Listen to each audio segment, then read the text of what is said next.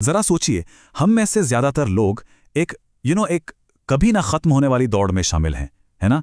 सुबह उठो, काम पर जाओ, बिल भरो और फिर अगले दिन यही सब दोहराओ। लेकिन क्या इस चक्कर से बाहर निकलने का कोई रास्ता है? आज हम यही जानेंगे कि कैसे पैसिव इनकम यानी निष्क्रिय आय हमें इस रोजमर्रा की भागदौड़ से निकालकर असली फाइनेंशियल फ्रीडम दिला सकती है। तो चलिए सबसे पहले उस रास्ते को समझते हैं जिस पर ज्यादातर लोग चलते हैं। ये एक बहुत जाना पहचाना सफर है। स्कूल, कॉलेज, नौकरी और फिर रिटायरमेंट। देखते हैं कि ये रास्ता असल में दिखता कैसा है। हाँ, तो ये है वो जिंदगी का नक्शा जो हमें बचपन से सिखाया जाता है, राइट? 22 की उम्र में पहली नौकरी, 30 तक प्रमोशन और परिवार, 45 तक कमाई अपने चरम पर और 60 में रिटायरमेंट। अब यहां एक बात पर गौर कीजिए, इस पूरे सफर का सेंटर पॉइंट एक ही चीज है, पैसा कमाने के लिए अपना समय और मेहनत देना। लेकिन इस पारंपरिक रास्ते की बुनियाद में ना एक बहुत बड़ा खतरा छिपा है, और वो है एक्टिव इनकम। ये एक ऐसा जाल है जिसमें हम समय के बदले पैसा कमाते हैं और इसकी अपनी कुछ सीमाएं हैं। एक्टिव इनकम का मतलब एकदम सीधा है, आप काम करते हैं तो आपको पैसा मिलता है, काम बंद तो पैसा भी बंद। चाहे वो किसी नौकरी की सैलरी हो या किसी डॉक्टर की फीस, ये कमाई का सबसे आम तरीका है। पता है एक्टिव इनकम की सबसे बड़ी कमजोरी क्या है? ये बहुत नाजुक होती है।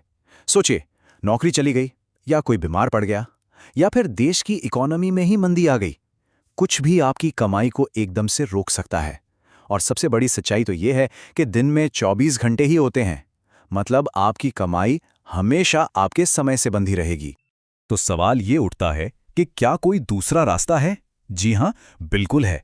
ये कमाई के बारे में सोचने का एक बिल्कुल ही अलग और कह सकते हैं कि ज्यादा पावरफुल तरीका है। इसे कहते हैं पैसिव इनकम।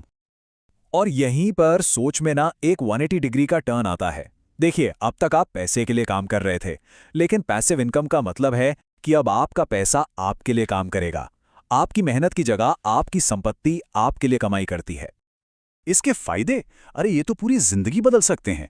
ये आपको एक फाइनेंशियल सिक्योरिटी, एक सेफ्टी नेट देता है। ये आपको अपनी शर्तों पर जीने की पूरी आजादी देता है। जरा सोचकर देखिए, आप सो रहे हैं और पैसा बन रहा है। कमाल है ना? यही है वेल्थ बिल्डिंग की असली ताकत। अब ये सुनने में तो बहुत अच्छा लगता है ना? एक सपने जैसा। लेकिन इसे हकीकत में कैसे बदलें? मतलब इसके लिए कितना पैसा चाहिए? चलिए थोड़ा मैथ्स करते हैं। चलिए एक उदाहरण लेते हैं। मान लीजिए किसी को हर साल 25 लाख रुपए की पैसिव इनकम चाहिए, और अगर हम ये मान लें कि उनके इन्वेस्टमेंट पर औसतन 8% का सालाना रिटर्न मिलता है, जो कि एक बैलेंस पोर्टफोलियो के लिए बिल्कुल मुमकिन है, तो सवाल यह है कि उन्हें कितनी जमा पूंजी यानी कॉर्पस की जरूरत होगी। और इसका जवाब है 3 करोड़ 12.5 लाख रुपए।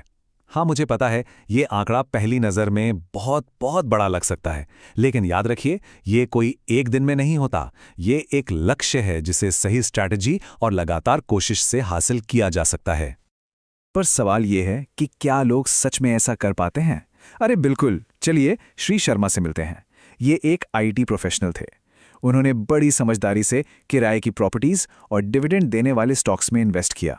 आज उन्हें कमाई की कोई चिंता नहीं है और वो अपना पूरा टाइम अपनी पैशन फोटोग्राफी को दे रहे हैं। एक और कहानी है सुश्री वर्मा की। पहले वो एक टीचर थीं।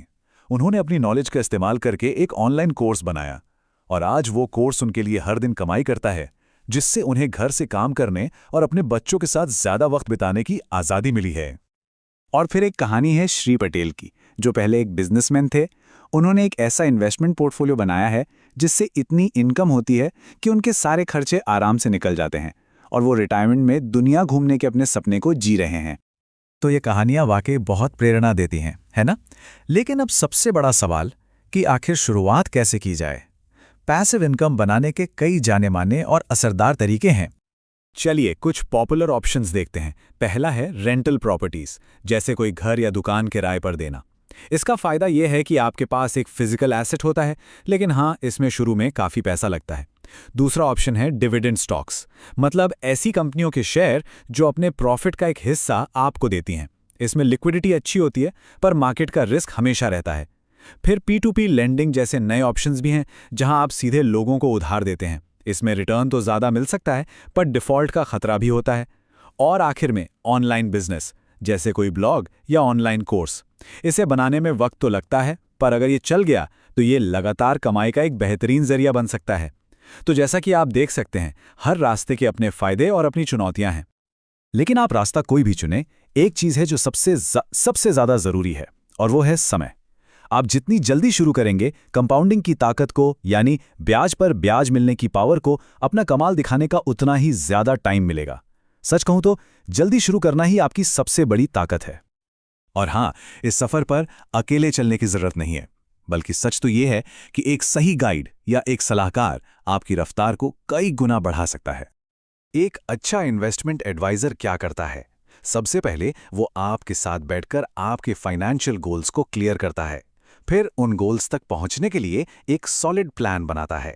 वो आपको सही इन्वेस्टमेंट चुनने में गाइड करता है, और सबसे जरूरी, वो टाइम टाइम पर आपके पोर्टफोलियो को रिव्यू करता है, ताकि आप हमेशा सही रास्ते पर बने रहें। तो इन सब से सबसे बड़ी सीख क्या मिलती है?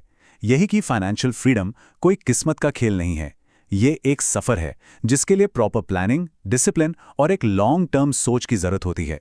ये कोई लॉटरी नहीं, बल्कि एक सोचा समझा प्लान है जिसे बनाया जाता है। और आखिर में एक सवाल जो सोचने पर मजबूर कर देता है। अगर किसी को अपनी कमाई की चिंता ना हो, तो वो अपने समय के साथ क्या करेगा? उस आज़ादी का इस्तेमाल कैसे करेगा?